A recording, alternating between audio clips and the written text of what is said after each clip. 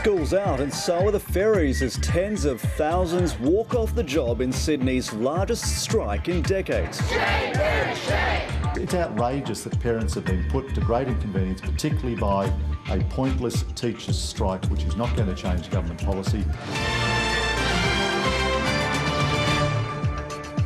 Good evening, Jeremy Fernandez with ABC News. It was the biggest rally seen in New South Wales in a generation. Schools were closed and harbour ferries ground to a halt as an estimated 30,000 government workers walked off the job. Teachers, nurses, police officers and firefighters were among those marching on state parliament. They were protesting against the government's plan to cut 5,000 jobs, and they were angry about a 2.5% cap on pay rises, which they say effectively amounts to a pay cut. The Premier said the public had been pointlessly inconvenienced and that the government won't be changing its mind. Andrew Gagan reports. They came from around the state, a show of union strength against cuts to public sector jobs and conditions. We're not gonna take it. We're not taking it, Barry. No. Organisers put the turnout at 30,000 people. If the Premier, if he had any doubts about the level of anger amongst public sector workers and the committee at large over his policies, then all he needs to do is to have a look out his window up here in Parliament House and all of those doubts will be dispelled. No, look, this is the union movement attempting to flex its muscle, inconveniencing the public pointlessly because the policy will not change. Teachers walked off the job for 24 hours in defiance of a ruling by the Industrial Relations Commission, forcing the closure of 600 public schools.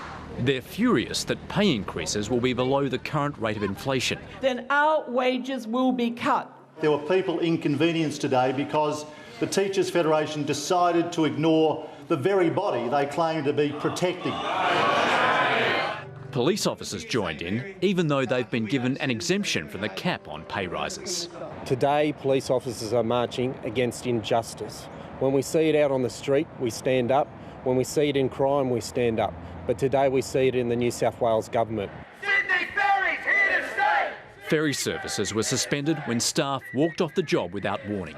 Within earshot of the protest, the opposition leader was delivering his budget reply speech.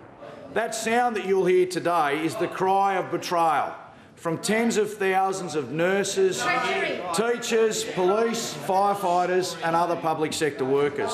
Their wages and conditions king hit by this Premier's decision to bring back the worst of work choices. When you mess with public sector workers' rights, then the public sector will move heaven and earth to remove you from government.